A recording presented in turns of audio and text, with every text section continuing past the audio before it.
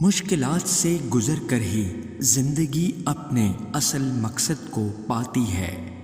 کسی تجربہ گاہ میں ایک سائنسدان تتلی کے لاروے پر تجربات کر رہا تھا۔ لاروا تتلی بننے کے آخری مراحل میں تھا۔ کچھ ہی دیر میں اس لاروے نے ایک مکمل تتلی کا روپ دھار لینا تھا۔ سائنسدان نے دیکھا کہ لاروے میں ایک سوراخ بن گیا ہے۔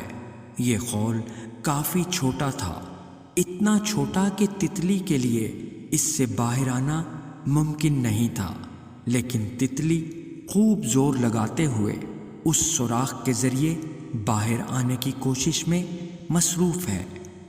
سائنسدان نے سوچا، کیوں نہ میں اس تتلی کی مشکل آسان کرتے ہوئے اس سوراخ کو ذرا وسیع کر دوں تاکہ تتلی آسانی سے باہر آ سکے۔ اور اس نے ایسا ہی کیا۔ ایک آلے کی مدد سے اس نے لاروے کے خول میں سوراخ کو اتنا چوڑا کر دیا کہ تتلی آسانی سے باہر آ سکتی تھی۔ آخر کار تتلی ذرا سے دیر میں لاروے سے باہر آ گئی، مگر سائنسدان کو اس وقت شدید حیرت ہوئی جب اس نے دیکھا کہ تتلی باوجود کوشش کے اڑ نہیں پا رہی، حتیٰ کہ اس کے پر تک پورے نہیں کھل رہے۔ بظاہر ایسے عوامل نظر نہیں آ رہے تھے جو تتلی کی اس معذوری کی وجہ ہو۔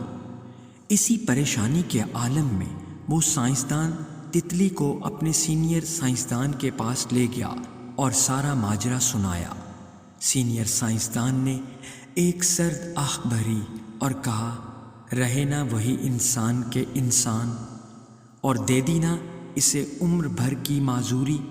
جب تتلی لاروے سے باہر آنے کے لیے زور لگا رہی ہوتی ہے تو اس وقت چند مادے اس کے پروں میں سرایت کر جاتے ہیں۔ انہی مادوں کی وجہ سے تتلی کے پروں میں جان آتی ہے اور تتلی اڑنے کے قابل ہو جاتی ہے۔ زندگی بھی ایک ایسی ہی تتلی ہے جو مشکلات کے لاروے میں بند ہے۔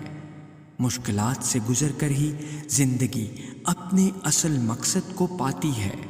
اپنی کوشش جاری رکھیے اور دوسروں پر انحصار نہ کریں۔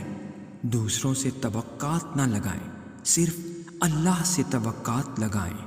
آپ کی مشکلات اللہ اور خود آپ کے سوا کوئی دوسرا دور نہیں کر سکتا۔